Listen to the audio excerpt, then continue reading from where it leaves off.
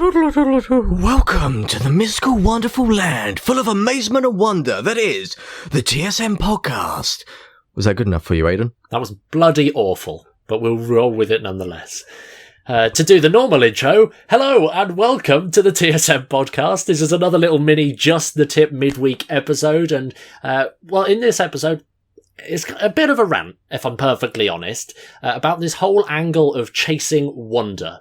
You see, we talk to an awful lot of entertainers, and we browse an awful lot of entertainers' websites, and we browse an awful lot of entertainers' promo materials, and most entertainers tend to be saying something along the lines of, I help create moments of wonder and awe and amazement within my audiences, and not only is it the same as every other entertainer, but it's just a bit shit. It is, because at the end of the day, Aidan, when you think about it, what the hell is wonder? I've never walked down the street and I'd be like, wow, that lady sat in that coffee shop has experienced a real state of wonder from that lovely mocha. Yeah, maybe I should get a mocha too. What is wonder? When you really think about it, wonder and amazement, can you put your finger on it? I challenge all of you now, if you can describe wonder and amazement in a sentence, I will personally give you, I'm not going to put any money on the line because some fool out there will do it. Someone will. But you get the point. Like, I don't think you can actually put your finger and actually tell someone what exactly that feeling of wonder and amazement is.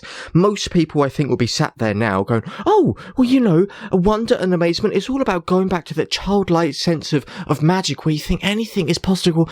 No, that's not it. That's just a feeling, if that. A generalized feeling that you believe everyone went through. Because the thing is, everyone is their own person, with their own experiences, with their own beliefs, their own thoughts, their own imagination. They've gone through life in their own individual ways.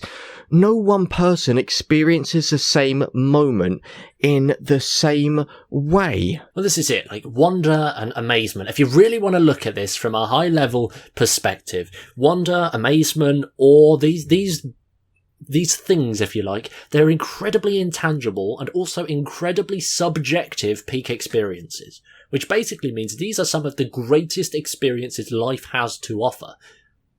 But you can't just make that happen. You can't just manipulate that in front of somebody.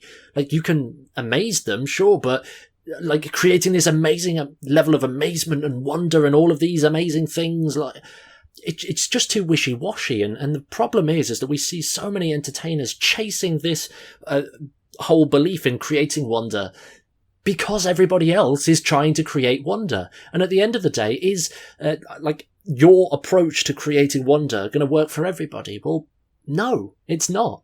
You see, because these are incredibly subjective experiences, you can't recreate wonder from person to person. You just can't do that.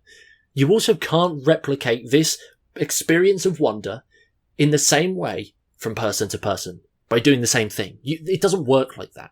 Least of all, you definitely cannot create this experience of wonder transferably from person to person using the same process or the same means every single time. Least of all that being through something like card tricks or a billet peak. Like, it just doesn't work.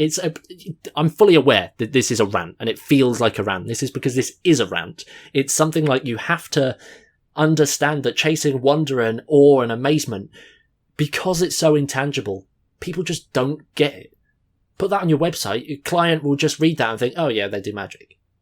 Like, they can't feel that as an emotion because it's one of those emotions that are just superseding everything else. They're way above everything else, but you have to experience those for yourself. You can't just whack out an ambitious card routine and hope to create this moment of pure wonder. It just doesn't work like that in people's minds. And I think now is the time that we need to shift from that approach within the entertainment industry. We need to get a little bit more tangible on this stuff.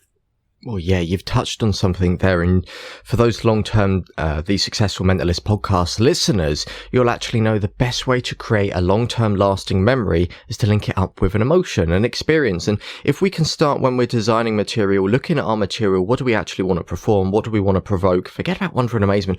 Look at the specific emotion that you want to bring out within someone. And when you can put a very specific emotion that you can describe in a sentence that anyone reading it or anyone looking into your material can understand, then it's perfect. Then you can withdraw that emotion out, just like films do, TV programs, just like music. You can withdraw that emotion, that specific, tangible emotion, and that is going to heighten your material. Because I think the problem is when people are designing their material, they think, oh, this is a trick that'll create wonder, and it just boils down to just being a trick because that is so wide and varied. But when you can think about how you can provoke a specific emotion, maybe it like sadness, for example, about a really beautiful routine, about a story of someone in your past. I don't know, it started going somewhere and then it fell off. But you get the point. When you can start tying it into that, you're going to be going into such more depth into your material. And then you come up with more beautiful routines, which people will actually give a damn about, actually care about, and talk about from time and time and time again. That's why me and you, Aidan, both get clients literally messaging us saying, oh my gosh, Aidan, it's been 2 weeks. Ashley, it's been 2 weeks since the event. People are still talking about it like, oh my gosh, that's brilliant what you've done. And it's because we tie specific emotions to our material. Well, this is it. It's the specific emotions and the fact that we're just really clear on the experience that we're trying to share.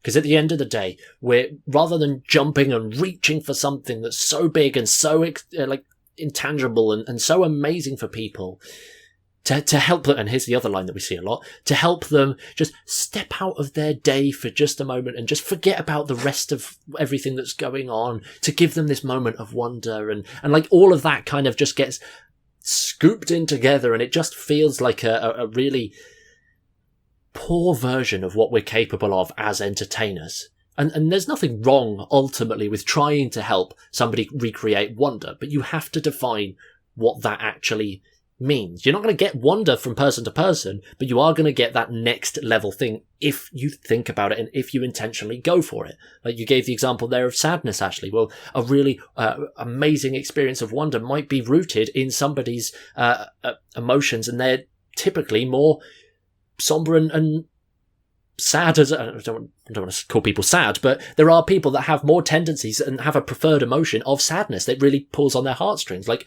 I'm going to put my hands up here and say that when I watch movies and stuff, if there's at least an element where there's a tugging on my heartstrings making me feel a little bit sad, that movie resonates with me a whole lot more than just a comedy, because I'm really viscerally feeling something, and that emotion is there.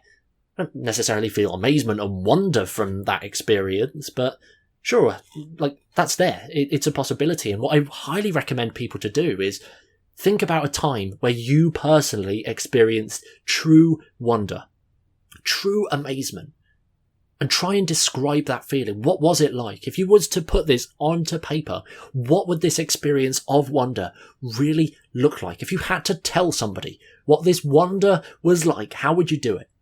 And if you want a fantastic example of this done incredibly well, I would highly recommend that you go and grab the book Here is Real Magic by Nate Staniforth. In there, he talks about his entire journey to go and chase wonder, and the descriptions in there are just beautiful, but you can also see and feel that emotion, that raw emotion, in a much more tangible level, rather than just, here's a card trick, I'm going to make you feel like wonder. And it's not just card tricks. We always bully card tricks on this show because card tricks are an easy one to bully for various reasons, but it goes to the same as like the witch hand plot. Like, I'm not going to get wonder out of guessing which hand a coin is in. Hypnosis, I'm not going to get wonder out of sticking somebody's hand to the table. I'm not going to guess wonder out of being able to predict which of item is going to be picked. Like, it doesn't work like that. And we need to get out of that way of thinking and really go instead and shift to emotional impact. And you can use variety. Actually, that's another thing which is worth mentioning. We did record an episode on actually using an emotion, and I'm sure if you want to jump back, you'll actually be able to go and find that episode, but start sticking with more tangible emotions. It's going to be so much easier for you.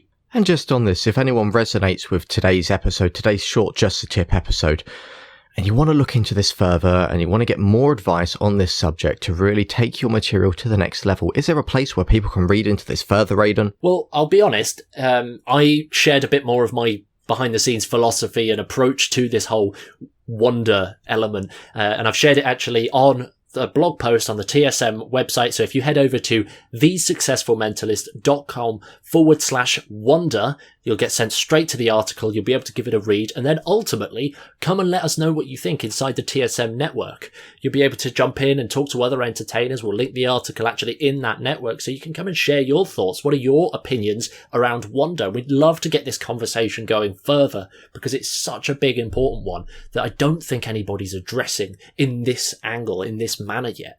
And I think I'm genuinely incredibly biased, but I believe that if we stop chasing wonder and start chasing something better, then we'll actually, as a little byproduct, we'll get more wonder out of our audiences. But that's a conversation for another time inside the TSM network. So go and find that article, thesuccessfulmentalist.com/wonder.